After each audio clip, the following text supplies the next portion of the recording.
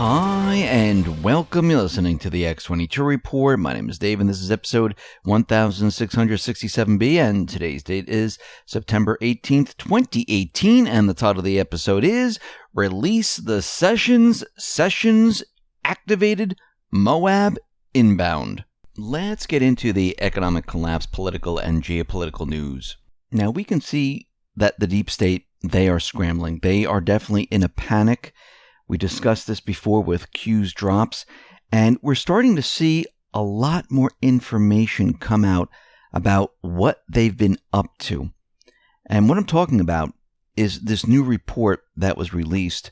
And what this report says is that journalists and free press advocates, they are responding now with alarm to a newly released document revealing the U.S. government's secret rules for using Foreign Intelligence Surveillance Act, FISA court orders to spy on reporters. And we're starting to understand and realize what the intelligence agencies were doing, what the Obama administration was doing, and what the government has been doing for a very long time. Now, the documents, which were obtained and released by the Freedom of the Press Foundation and the Knight First Amendment Institute at Columbia University, through an ongoing Freedom of Information Act lawsuit filed last November, confirmed long-held suspicion that federal officials can target journalists with FISA orders. Now, this was the tweet that Knight First Amendment tweeted out.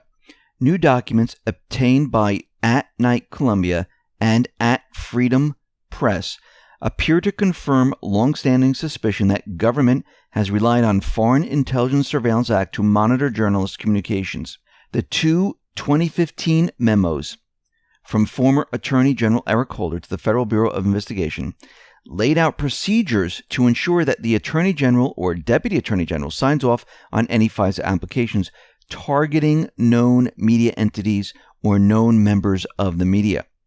Freedom of the Press Foundation Executive Director Trevor Timm noted that while the fact that these were kept secret during the Obama administration, and it is a cause for great concern, Trump has repeatedly stated his hatred for the media, and his Attorney General, Jeff Sessions, has already tripled the amount of leak investigations since the Obama era, when they were already at an all-time high. Now, this is critically important information at a time when the press freedom has been under threat from the government, and its role in our democracy has never been more important. Calling on the Department of Justice to disclose how often journalists have been subjected to FISA court orders and why the rules were kept secret until this suit. It makes everyone wonder what other rules are out there and have been hidden from the public. So we can see that information is coming out and it's starting to be revealed in what the Obama administration was doing, what these people were up to. And we're going to see a lot more of this information. We see that the Senate now is going to hold Kavanaugh's accuser hearing on Monday. So they postponed it from the 20th. It's going to happen on Monday. And this is very interesting. First of all, Dr. Christine Blasey Ford, she's ignoring the Senate inquiries. And they're saying, well, if she doesn't agree to attend the hearing, we might just have to cancel all of this. And we'll have to see if she does attend. But what's very interesting about all of this is that the emergency broadcast was scheduled for the 20th.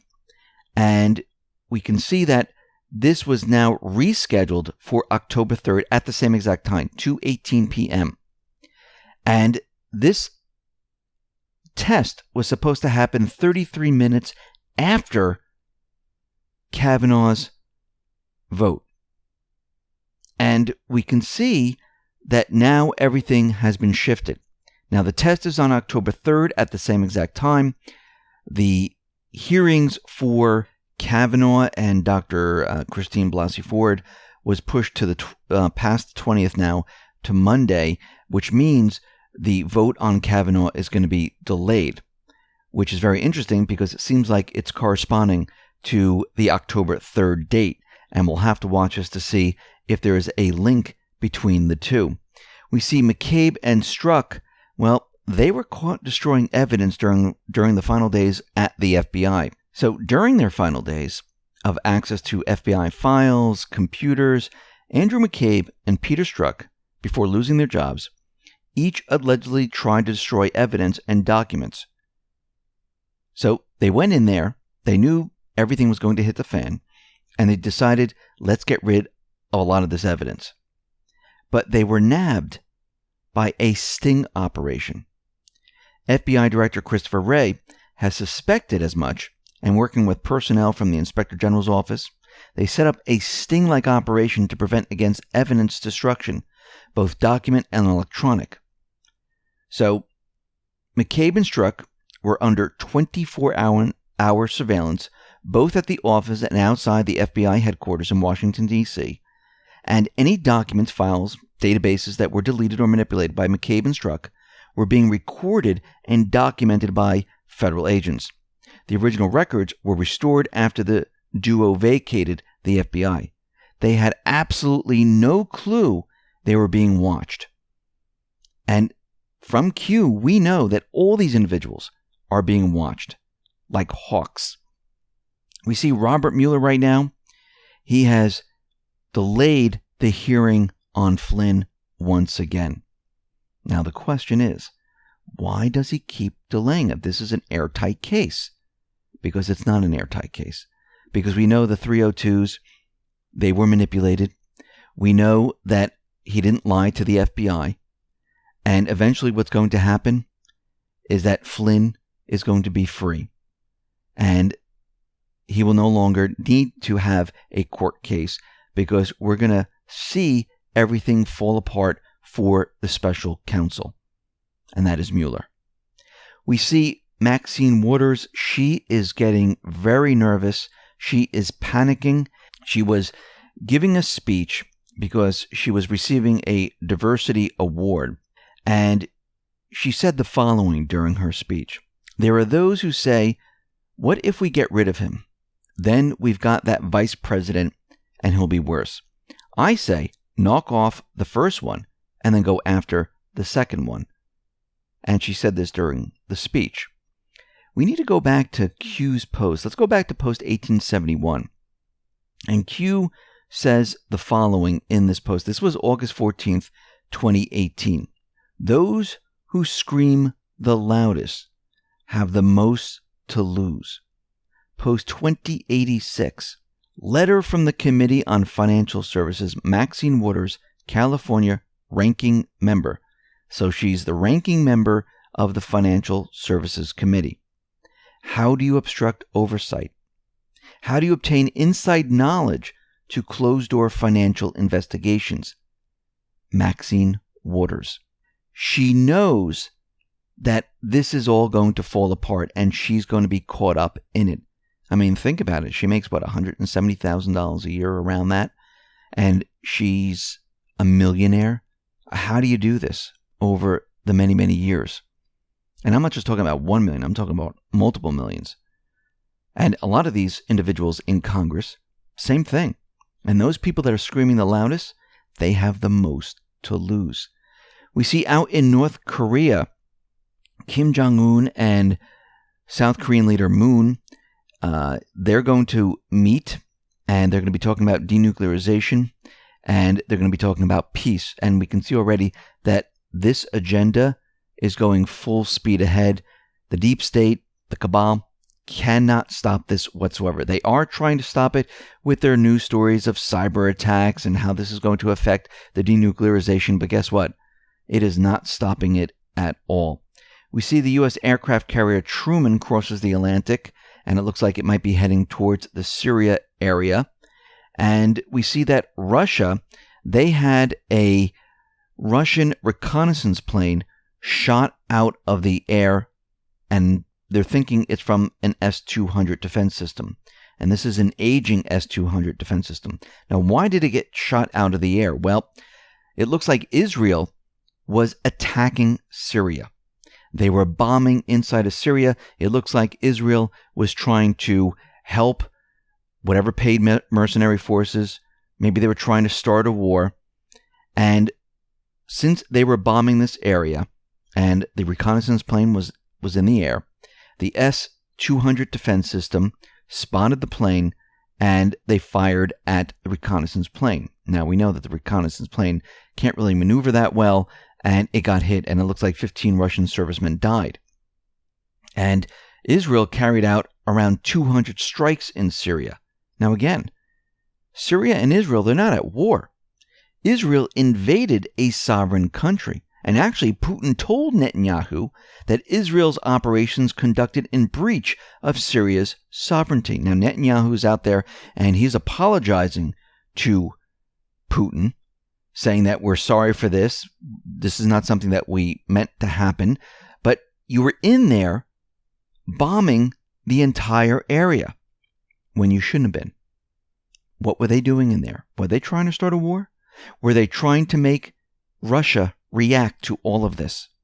We see the white helmets right now. They are continuing with the provocations where they're setting up this false flag event. And we know that Turkey and Russia, they agreed on a demilitarized zone in the Idlib area. And basically what they're saying is civilians will stay, only terrorist groups will be removed. This is all being set up. Now, what's very interesting, and we talked about this before, is that once this false flag does occur, if it does occur, Trump is going to use whatever force necessary to take out the deep state, the paid mercenary forces. Now, we know in the past that Obama and other presidents, they were using the law that allows them to conduct military action in different countries. Now, the law was the 9/11 authorization for use of military force. And many of the presidents used this, especially Obama, to go after the Islamic State, even though it was meant only for Al-Qaeda. They were trying to pass another one, but it never went through. So now, to stop Trump from going into Syria, all of a sudden, they never stopped Obama, never had a problem with it. A group of over 40 Congress members have sent President Trump a bipartisan letter reminding him that the U.S. Constitution requires that the president seek congressional approval before taking military action in Syria or elsewhere. All of a sudden, now they want to follow the Constitution. Congressman Justin Amash announced via Twitter on Monday that the letter had been sent to the White House. Now, Representative Amash made the announcement just as Monday's evening's massive Israel strike on Syria was underway, which resulted in this downed Russian plane. And we can see there are other individuals that signed this letter. Thomas Massie, Mark Sanford, Walter Jones, and 42 Democrats. Do you think they're trying to stop Trump from destroying the last remnants of the paid mercenary forces? Do you think they're trying to stop Trump from destroying the deep state infrastructure in Syria? Because when they were going after the Syrian armed forces, when they were going after the civilians in Syria and allowing the Islamic State to expand their territory, Congress said absolutely nothing. Now, all of a sudden, they want Trump to follow the Constitution. And of course, if he doesn't, they'll call him out on this. But of course, Trump, all he has to do is say, listen, all the other presidents did it. They're trying to stop him. They don't want him, and, the patriots behind him, they don't want him to destroy the last paid mercenary forces, the deep state infrastructure, because if this does happen, it's game over. Let's get into Q's post, and I want to go back to post 2191, where Q says Emmy Awards red carpet event. This was post 1304. It was made April 30th. And remember, September 17th, first of all, is Constitution Day.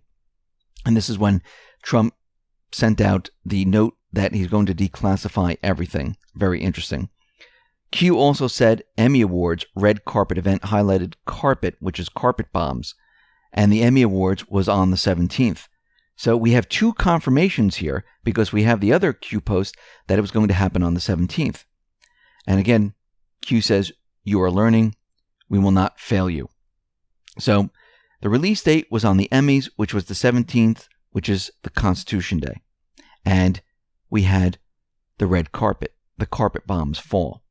Post 2192, September 17th, put up a Twitter link where we go on, we go all. It's Trump tweeting out and making a speech saying, "We are all one people. We are all part of one great American family. And we are all in this together, saluting one flag, singing one anthem, and pledging allegiance to one nation under God." President Donald Trump. Letting the American people that we are one. We don't need to be divided. We're going after a common enemy, corruption. And then post 2193, Q put up a picture of the Punisher, saying that these people are going to be punished. And it's coming soon. Post 2194, put up, Anonymous put up a meme. "Let me see your war face. This is it, lads." So Q put up a Twitter link, and it said under it, "Do you believe in coincidences, Q?" Now, Sarah Carter, she's been dropping major hints. And she reposted an old Q photo. Oh yeah, she knows. She's on board. She knows exactly what's going on. And she put up Lisa Page testimony. No evidence of collusion before Mueller. Fox News by Catherine Herridge. Therefore, the case should never have been allowed to be brought. It is totally illegal witch hunt. Retweeted MB Moon Pearl. Declass FISA with this and showed the president's pen. And the retweet was a very nice touch. And MB Moon Pearl said, "What an honor to get a retweet from one of the top patriots in America. Thank you at Sarah Carter DC for the retweet. But more importantly, your fearless maximum effectivity work you do for the American people. We love you." Let's move on to post 2195. Q put up, "Goodbye, Mr. Rosenstein. Goodbye, Mr. Mueller. Patriots in control. Q." So goodbye, Rob and Bob. They are panicking in D.C. And since this declass has come out, guess what? Mueller's investigation, don't need it. Rosenstein now exposed. And we can see that there are many individuals, they are panicking in D.C. And how do we know this? We can see it from their tweets. Representative Eric Swalwell, lawless. He is absolutely lawless. At Real Donald Trump is the subject of an investigation. Using his power to selectively release classified information is an abuse of power. His days of unchecked abuse are numbered. TikTok, we will just mark this as another exhibit. Nancy Pelosi, at Real Donald Trump. Selective release of Carter Page surveillance application and other classified sensitive materials is a desperate and dangerous and misleading attempt to undermine Special Counsel Mueller's investigation. She knows once this is released, there's no reason for him to be there because it was done under false pretenses. Adam Schiff. President Trump has intervened again in a pending investigation by ordering the selective disclosure of classified materials he believes to be helpful to his defense. The Department of Justice and FBI have previously informed me that release of some of this information would cross a red line. Actually, the red line has been crossed, and these people are panicking. And remember, the corporate media is not going to be going along with this. They're not going to be really reporting it. Maybe they'll give it a couple seconds.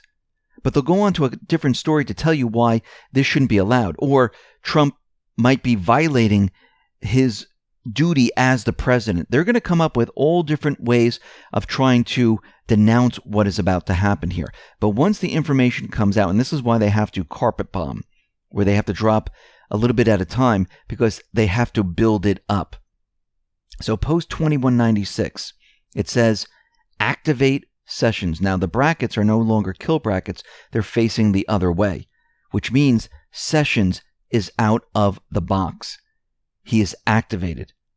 And we saw the old meme with Obama, with Lynch, with Holder in the picture, and behind everyone is Sessions, and it said soon. Now, it's Sessions is activated now. Post 2197. Q put up September 17th, week of, and this was a previous post.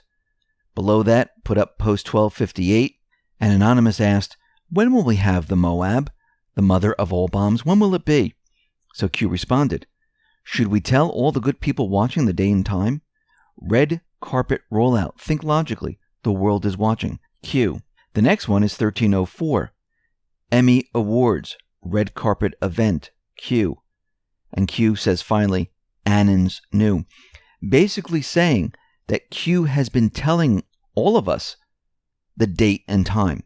Telling us from older posts, this is going back all the way to April 24th, letting us know when all this was about to happen. Now, it might be a shock to many others, but Annen's knew that this was coming. We actually knew the date and time. So we can see that the plan is moving forward. Now, post 2198, Q put up a link to Reddit, says the world is watching, and gave us some stats of the Reddit board. And in August, unique individuals visiting the board hit about 1.7 million. July, it was 1.1 million. And it looks like they were trying to shut it down during this period of time because it got lower and lower and lower. They were masking the real numbers of what was happening in Reddit. And finally, in December, November, October, September, it went to zero, because what was happening here is that more and more people were visiting and researching Q, trying to figure out what was going on here. They realized this, that more and more people were doing this, and this is why they're getting rid of those individuals that are mentioning Q Anon, because Q is real. Everything else out there is not. And Q has proven this time and time again. Post 2199, panic in D.C.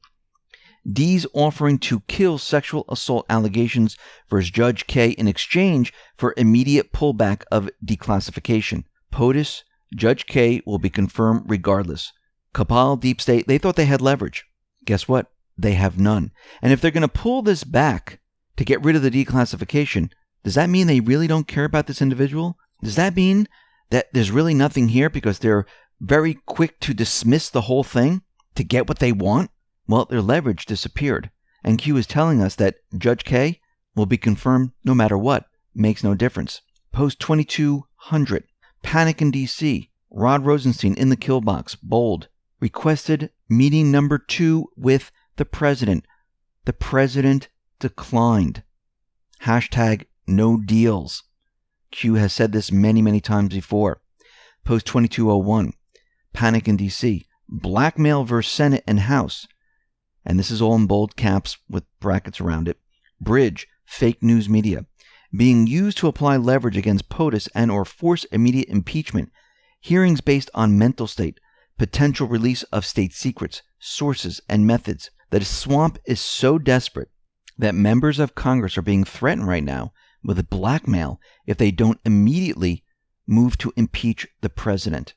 And they're trying to use what Trump is doing right now, where he's releasing the FISA reports, releasing the texts, declassifying everything, and they're trying to make the case that he's mentally unstable. His mental state is completely gone because look what he's doing. He's declassifying all this stuff. This isn't right. This isn't how presidents act. Well, it is when you're the president and you're trying to expose the deep state cabal, and you're trying to show the American people what they've been doing to this country. Post 2202, panic in D.C. Lynch talking, Q. So my question is then, how petrified does Lynch have to be to suddenly want to talk? Was Lynch shown or played audio of the tarmac meeting? When does a bird sing? That was my first instinct, but Q doesn't need her for that because Q knows what the video says. Q knows what it was all about, so they don't need her for that. But are they using the video for leverage to make her talk about other things? Because we know that Q and the military intelligence already know what went down on the tarmac. What else does Lynch know? And it looks like they're using this as leverage to get her to talk, and it looks like she is talking. And I'm almost certain she's about to find out she has a whole lot less leverage than she thought she had before. And what do you think her reaction will be? Fear, panic, terror? And what does that lead to? Mistakes. Q has told us before. Suddenly, these cabal actors can't coordinate. They're flying blind, desperate to save themselves. So she might come up with a lot more information that Q might not have known at all. And she might present this to Q. But we have to remember, even if she does this, Q has been telling us, there's still no deals. Post 2203, panic in D.C. Sessions and Huber weekend meetings. Q. Well, we know that Huber reports to Sessions. Huber must be ready to start wrapping up his investigation. And he had to have communicated that to Sessions. And this is why Sessions and Huber most likely are speaking right now. And this is why Sessions is now out of the kill brackets. The brackets are now facing the other way. We just released the Sessions. Post 2204, panic in D.C. Sessions class letter to Supreme Court Justices 1 and 2, RE recusal, unrecusal, and clarity. RE conflicts based on unclassified material, brackets, bold, caps, today, highest court authority approval. Now, Sessions, since the chains are off of him and they released him, is getting ready to jump back into the game. And Anon gives us a nice explanation of this. So AJ gives classified letter to Supreme Court Justice John Roberts, that's number 1. Clarence Thomas, number 2, needs highest court to clarify his legal ability to unrecuse due to D-class conflicted Department of Justice, falsifying info to obtain FISA warrant, which led to illegal witch hunt. Highest court authority approval. This provides solid legal grounds to join the fun. And another way of looking at this, Q, way back when Kennedy retired, told us that we see 2 Supreme Court justices leave due to a scandal. And now Q drops the Sessions sent 1 and 2 a letter. He was telling them that they have to recuse based on D-class info and that he is unrecused. And he's ready to go to work. Sessions is back. Sessions is now activated. Remember, Huber and Horowitz, they investigate. Sessions prosecutes. And now he can take over the Department of Justice. Now he can take over this entire case. And we can see that this whole act of Trump and Sessions was being done on purpose, because what they were trying to do is they were trying to make it look like Trump wanted to fire him, and he wanted the deep state, the cabal, the mainstream media to support Sessions. Once they got the deep state, cabal, the mainstream media to support Sessions, the plan came full circle. Now they can't turn around and say they don't want Sessions, because they put up articles, they said we support him, you can't fire him, and now Sessions is going to be going after all the people, and there's nothing they can do about it. Listen, everyone, thanks a lot for listening. Be well, be safe, and especially be prepared. Thanks a lot.